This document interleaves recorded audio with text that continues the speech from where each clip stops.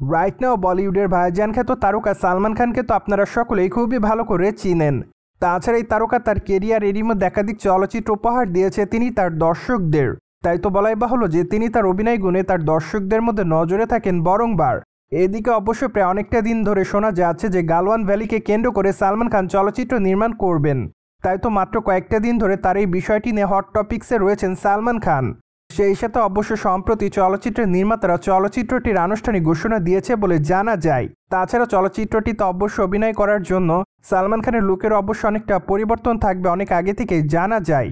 তাই তো আপাতত সালমান খানকে নতুন লুকে দেখার জন্য অপেক্ষাতে তার দর্শকরা। অন্যদিকে বর্তমানে ভারতীয় গণমাধ্যমের সূত্র থেকে জানা যাচ্ছে যে সালমান খানের আসন্ন চলচ্চিত্রের নাম রাখা হয়েছে ব্যাটল অফ গালওয়ান। চলচ্চিত্রটি মূলত গালওয়ান ভ্যালির যুদ্ধকে কেন্দ্র করে তৈরি করা হবে।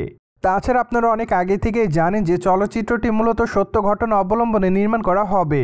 এমনকি চলচ্চিত্রের পর্দায় সালমান খানকে চীনা সৈনিকদের সঙ্গে লড়াই করতে দেখা যাবে। পাশাপাশি চলচ্চিত্রের পর্দায় সালমান খান একজন সোলজারের চরিত্রে অভিনয় করবেন।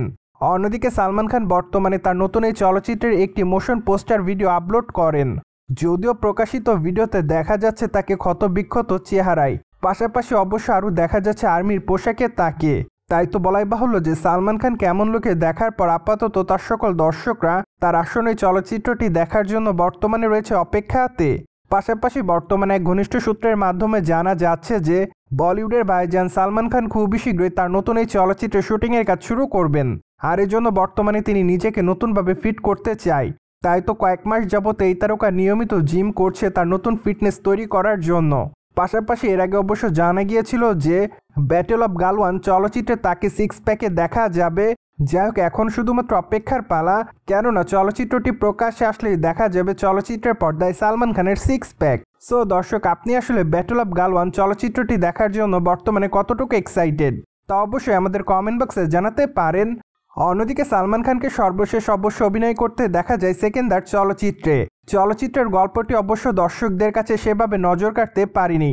তাই তো বলাই বাহুল্য যে সালমান খানের এই চলচ্চিত্রটির মাধ্যমে তার দর্শকরা অনেকটাই হতাশ হয়, যার জন্য অবশ্য চলচ্চিত্রটি বক্স অফিসে সে পরিমাণ অর্থ ইনকাম করতে পারেনি।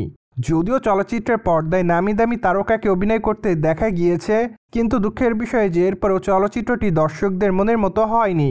তার পেছনের অবশ্য মূল কারণ চলচ্চিত্রের গল্প। মূলত দর্শকদের মধ্যে একাংশ দাবি করে গতানুগতিক গল্পের চলচ্চিত্র ছিল সেকেন্দার।